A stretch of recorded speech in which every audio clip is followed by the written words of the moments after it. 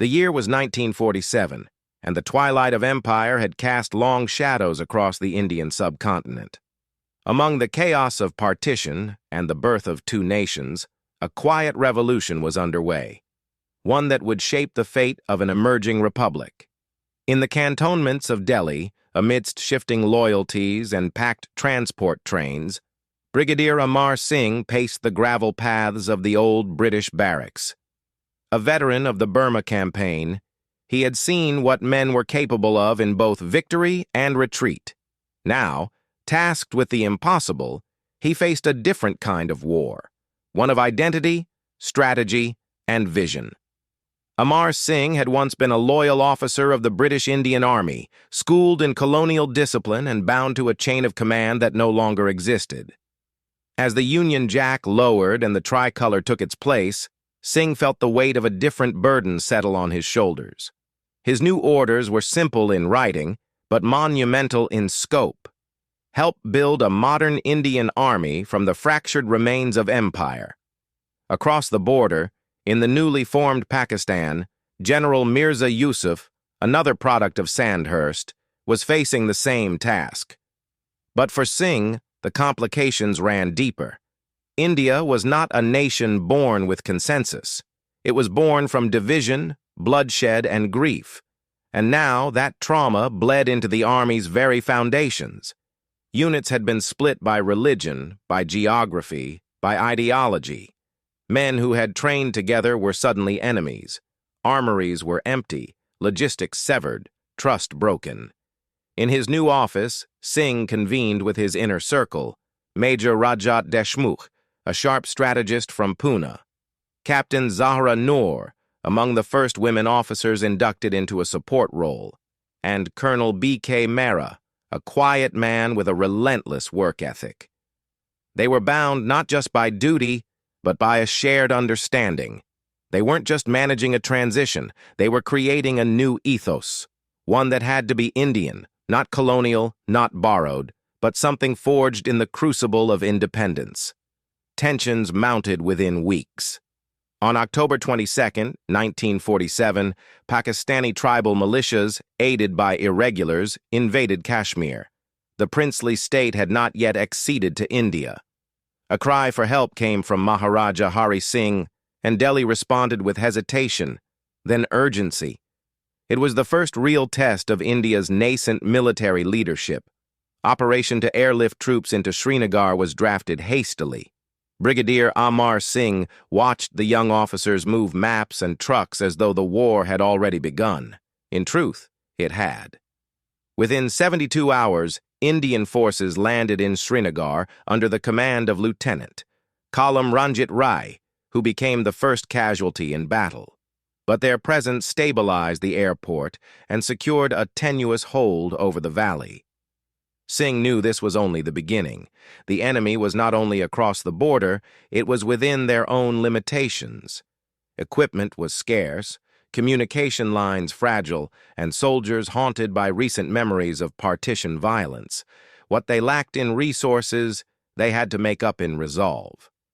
Zahra Noor moved between hospitals and logistical depots, coordinating medical support and supplies. Her reports were crisp, her voice unwavering, even when casualties arrived in droves.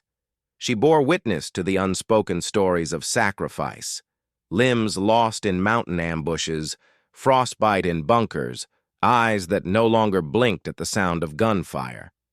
Major Deshmukh handled intelligence briefings, mapping enemy advances with ruthless clarity. He'd grown up in a family of freedom fighters, but understood now that the fight had changed its shape, not its stakes.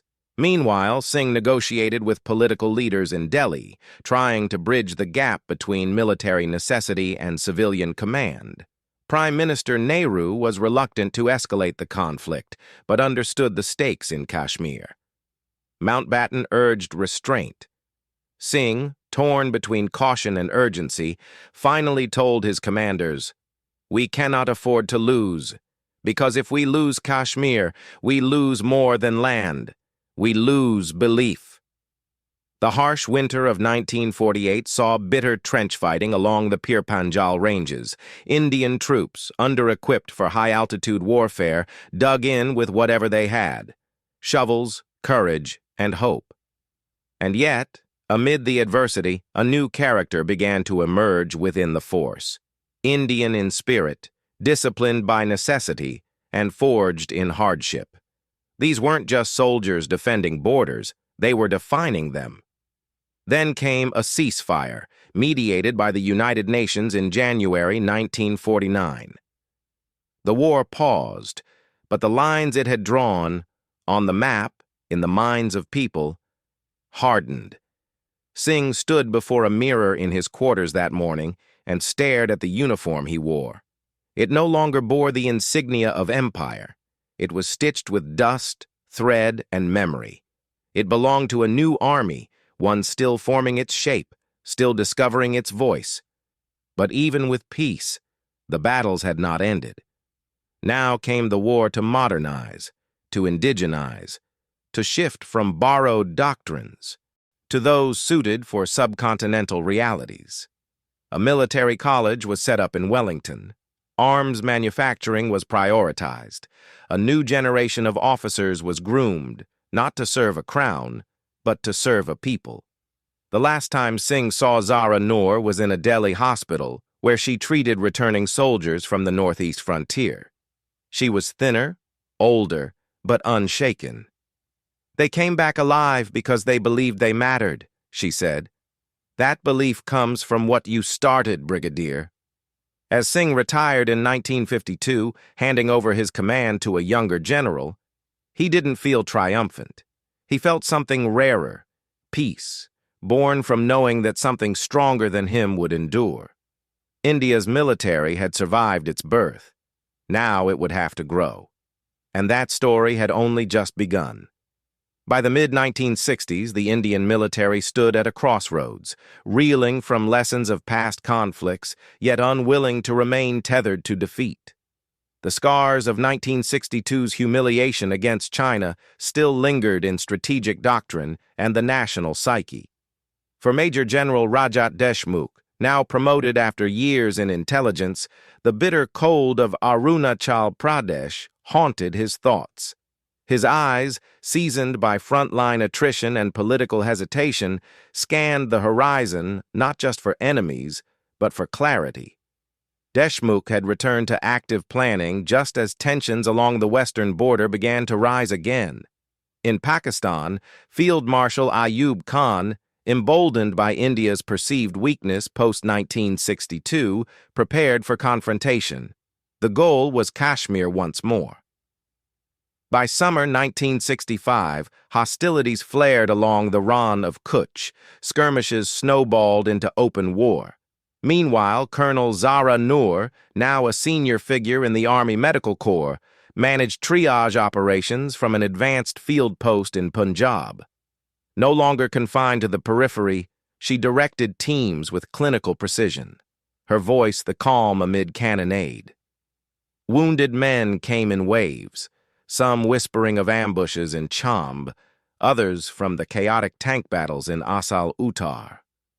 She had learned long ago that war was not merely the soldier's burden. It was a nation's reckoning, measured in blood and resilience. In Delhi, General Amar Singh had transitioned into a quiet advisory role. His office bore few personal trophies, save a photograph of his old wartime unit and a folded tricolor in a wooden box. He watched from a distance as the new generation took command, and while his influence had waned, his instincts remained sharp. He warned senior officials Pakistan's strategy was not limited to frontal assault. It was probing India's political will. The conflict of 1965 ended in a fragile ceasefire, but it served as a brutal reminder. India needed to rethink its military posture. It needed depth, speed, and above all, indigenous strength. In the months that followed, Deshmukh spearheaded a transformation.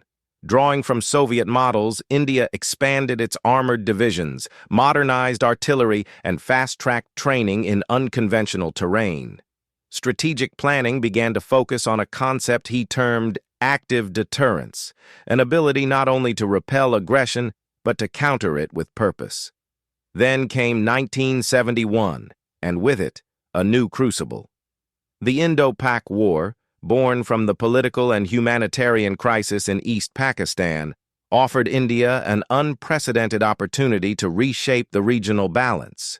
General Sam Manekshaw, appointed Chief of the Army Staff, became a national figure, but behind the operational finesse were people like Deshmukh, Noor, and a new entrant, Captain Arav Bhattacharya, a young signal officer with a keen sense for field communication and digital encoding. Arav was different. Born post-independence, his military vision wasn't tied to colonial structures or inherited caution.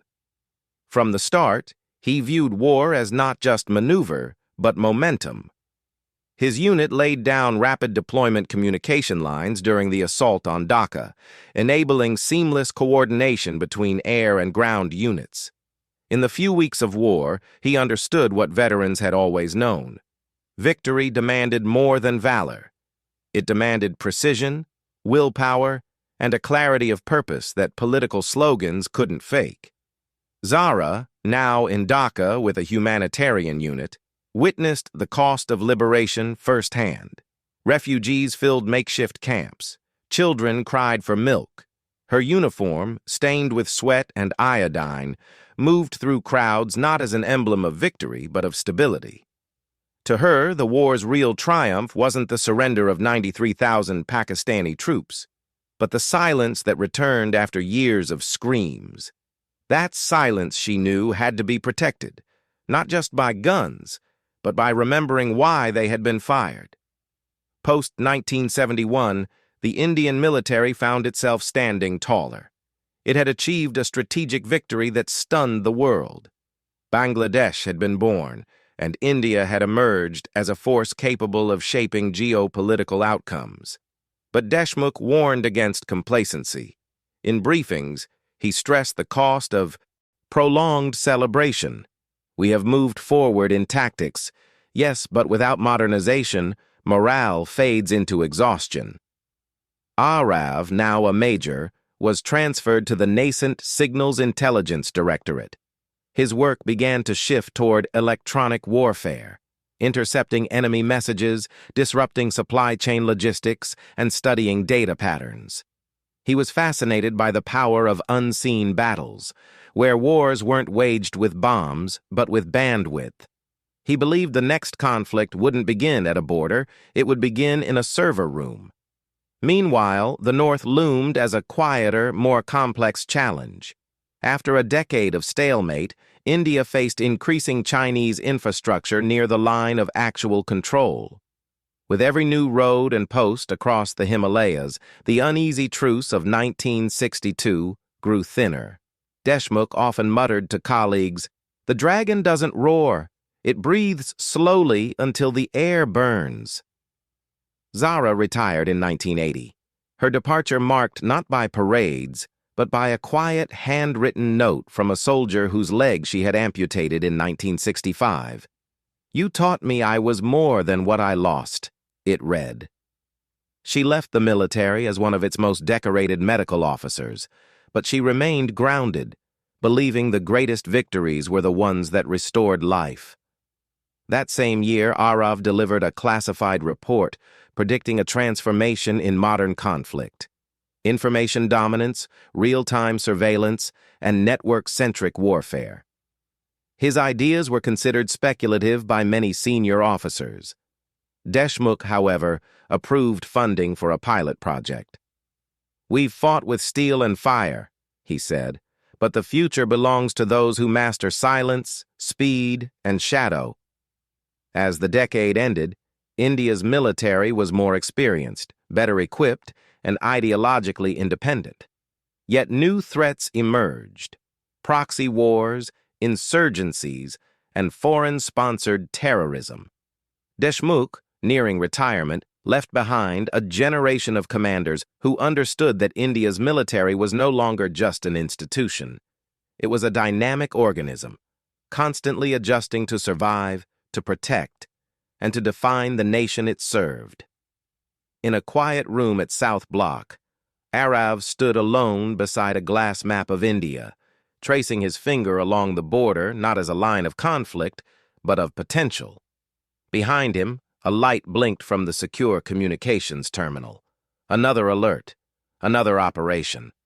The wars had changed their names, their fronts, even their tools. But the heart of it remained unchanged. The enduring fight for sovereignty, honor, and the right to stand free. The 21st century dawned not with the roar of tanks or marching battalions, but with a digital pulse, steady, silent, omnipresent. For Major General Arav Bhattacharya, now a key architect in India's evolving defense strategy, the war front no longer existed in a single place. Conflict had become fluid, insurgents in jungles, hackers in basements, drones in the sky, and whispers of cyber attacks that left no bodies but caused national paralysis. The old definitions had died. Now, warfare was a mosaic of shadow and signal. Arav stood inside the high-security operations room of the Defense Cyber Agency, watching a simulation unfold. The enemy wasn't a battalion. It was a malware string, coded to disrupt air defense systems. His team, young, multilingual, born in the Internet age, moved with synchronized precision. They weren't traditional soldiers, but guardians nonetheless. India's military, once trained to dig trenches and storm hills, now trained minds to write code fast enough to outpace sabotage. Outside, in the rough terrain of Ladakh, the boots-on-ground reality remained harsh. Colonel Meera Khatri, a decorated officer from the Signals Corps, led a mixed-gender unit along the line of actual control. Her orders were clear: fortify communication posts and maintain tactical dominance in a theater where China had slowly increased pressure. Satellite imagery revealed new PLA bunkers overnight. The mountains had become sentinels to a conflict that never officially started, yet never truly stopped. Meera had grown under the mentorship of Arav, inheriting his pragmatism, but adding her own fire. She believed in visibility, that India's presence must be unyielding, not just operationally, but symbolically. Every patrol was an assertion of sovereignty. Every transmission from her unit sent a message: we are here. We are ready. At night, she huddled with her team around portable heaters, reviewing enemy drone movements and issuing counter-jamming protocols. The cold cut through their uniforms, but not their resolve. Meanwhile, in the forests of Chhattisgarh, Lieutenant Arjun led counterinsurgency operations against Maoist rebels. Unlike his counterparts on the borders, Arjun fought an invisible war, one dictated by ideology more than geography. His unit operated in silence, often relying on local intelligence and years of trust-building among villagers. He spoke the dialect fluently, shared meals with tribal elders, and knew which footpath meant an ambush. For Arjun, the enemy was not just a person. It was despair, poverty, and narratives written in neglect. These diverse battlegrounds reflected the central dilemma faced by India's modern military: how to remain rooted in tradition while adapting to multiplicity. The Indian Armed Forces had become one of the largest and most complex institutions in the world, boasting nuclear capabilities, strategic missile commands, and a tri-service doctrine. But with power came fragility. Each victory bred new vulnerabilities. Each technological leap required a deeper ethical reckoning. In Delhi, a classified conference convened in a room with no windows, only screens. Arav, Meera, Arjun, and several branch leaders were present, joined remotely by allies from France, Israel, and the United States. The agenda was clear: anticipate the next war before it erupted. The conversation drifted between naval encirclements in the Indo-Pacific, drone swarms at the border, and AI-driven decision-making protocols. Arav spoke last, his voice even but urgent. Our biggest threat is not China or terrorism. It's our own complacency. We win battles but risk losing the imagination to prevent them. We need to think like the next enemy, one who doesn't wear a uniform, who doesn't care for treaties, and who never fires a bullet but collapses cities through a laptop. Mira nodded, adding, "Presence is no longer about troops. It's about influence, optics, access, and the narrative. If the world doesn't see us as prepared, it doesn't matter if we are." The final recommendations were sobering. Enhance space defense capabilities, expand the cybersecurity command to include quantum computing, and integrate artificial intelligence into battlefield simulations. These were not just defensive measures. They were declarations of adaptation. The transformation wasn't without cost. Veterans like Arjun's father, a 1999 Kargil hero, often struggled to recognize the institution they once served. He watched drones replace forward scouts, virtual reality simulations replace field drills, and satellite feeds dictate ground tactics. Yet one night, watching footage of his son evacuating civilians from a bombed school, he whispered, "The soul is still there."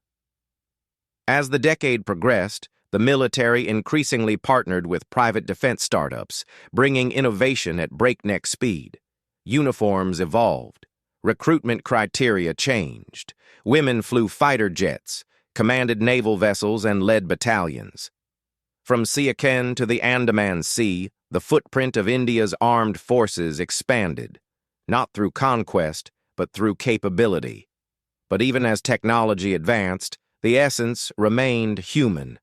Arav often reminded his teams, "Every alert we intercept, every code we write, it's not for systems, it's for people, for children who should sleep without sirens, for mothers who shouldn't memorize shelters, for futures that deserve more than war." One summer evening, Arav sat at the National War Memorial alone. The names engraved in stone were from every era, some he knew personally, some only through stories passed around mess halls. He ran his fingers across the cold granite and thought of Amar Singh, of Zara, of Rajat Deshmukh, of Mira and Arjun. The chain of service was unbroken, forged not by uniformity, but by continuity. In the distance, the faint hum of a drone passed overhead, part of a civilian monitoring program. A nearby family took photos beside the eternal flame. A child saluted awkwardly. Arav smiled, not at the gesture, but at its meaning. The military he had helped shape wasn't perfect, but it was aware, it was ready, and it was, above all, Indian. He stood, straightened his jacket, and walked back into the hum of a city unaware of the quiet wars being fought for its peace. Tomorrow would bring another alert, another decision, another conflict. But tonight, there was silence, and in that silence, strength.